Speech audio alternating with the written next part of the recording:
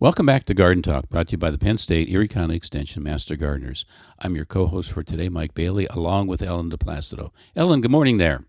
Good morning, Mike. Hey, today switch gears a little bit differently. Okay, Yes, we are. we're going to talk about plant diseases. Okay, and because it's that time of year when some of these things start to pop up in the garden, so hmm you know we want to start off by kind of just mentioning a few basic principles, and then after that, we're going to get into some of the causes, preventions, and some basic treatment options. So, Ellen, what are Okay. some of those upfront principles that we wanted to mention?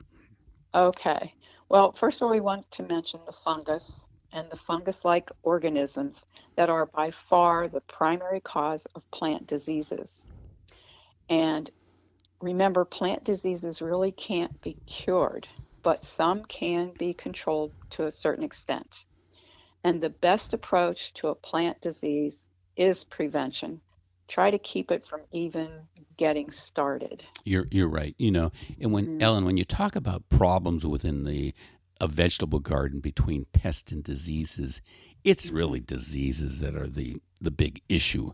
Right. Um, because they're so much more difficult to control, and it's the fungus that is really the issue.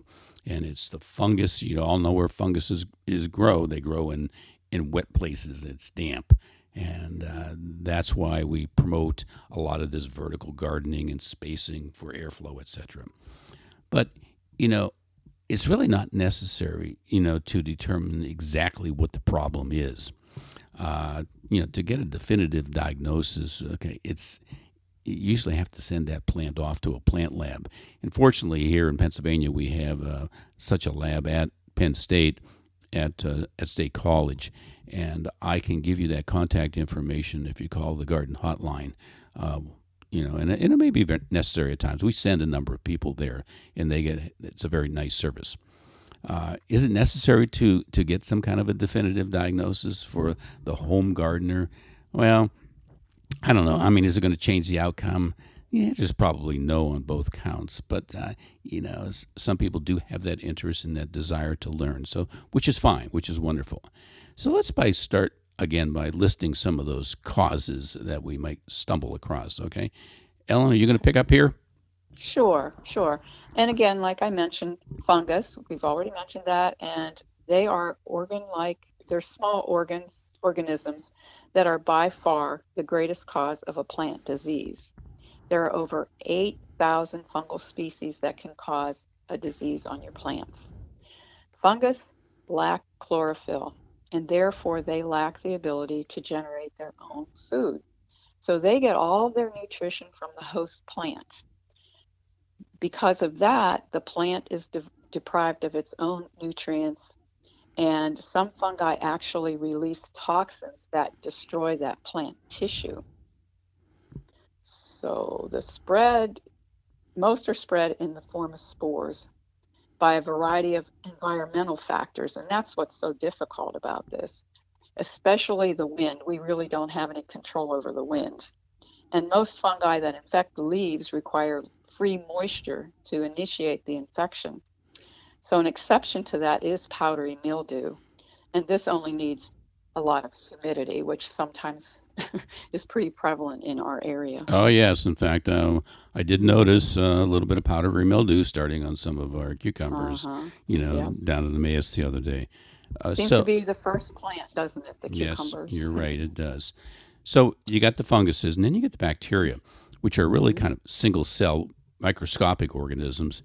Again, that can be transported by the wind. There's some driven rain, insects, and movement of infected plants from one area to another, including you can get some transport of bacteria, via the seeds that you actually plant. And then there's another microorganism, okay, which is very similar to bacteria, but it's called a microplasm. Okay, and they're like bacteria, but they're a little bit smaller, and their structure is a little bit simpler. But the other major group are the viruses, and these are submicroscopic things, which means you can't see them with a standard microscope. Uh, and these entities can only replicate within a living cell, We've all heard a whole lot about viruses over the last year and a half, haven't we? Yes, we Okay. have. Yeah. They take over the cell operational structures and present themselves in a plant, anyways, in some kind of a mosaic pattern on the leaves for the most part. But they can also cause a lot of necrotic lesions where the actual plant tissue actually dies. And they can, stunt the growth of these plants and cause plant deformities. Uh, but viruses cause, again, primarily some kind of an agent to transport some kind of an insect or other agent to move the virus from one area to another. Mm-hmm. A definitive ID in diagnosis really requires, again, plant lab testing. But there are some other causes other of diseases that kind of present as if they might be a virus, okay, or might be some kind of another disease. So we got primarily the funguses, the bacteria, and the viruses. But now there's another group of things that might bring about this disease picture. Mm-hmm. And these are the nematodes, which are microscopic roundworms, okay, that feed on the roots of plants. And heavy infestations can actually cause the wilting and death of plants, which may kind of give you an idea that this is a disease where it's really not. And then you can have some herbicide damage, can't you, Ellen? Right. People that overspray, you see people just going out and spraying for whatever reason. So overspraying can cause some diseases. Putting some treated plant material into your compost or around your garden can cause some diseases. And both of these instances mimic viral infections. So you want to be careful about that. And other cultural problems include overwatering or underwatering, over or under fertilizing your plants. So, just be aware of your garden. And like we've always talked about, walk around, observe, look under your leaves, around the stems and around the roots. Yeah, this overwatering and underwatering and fertilization, the same thing. This can really present it in an unusual manner at the same time. Same with the herbicides, oversprays, or herbicide drifts. You get your lawn treated, and maybe some of that spray is going to actually blow into your vegetable garden.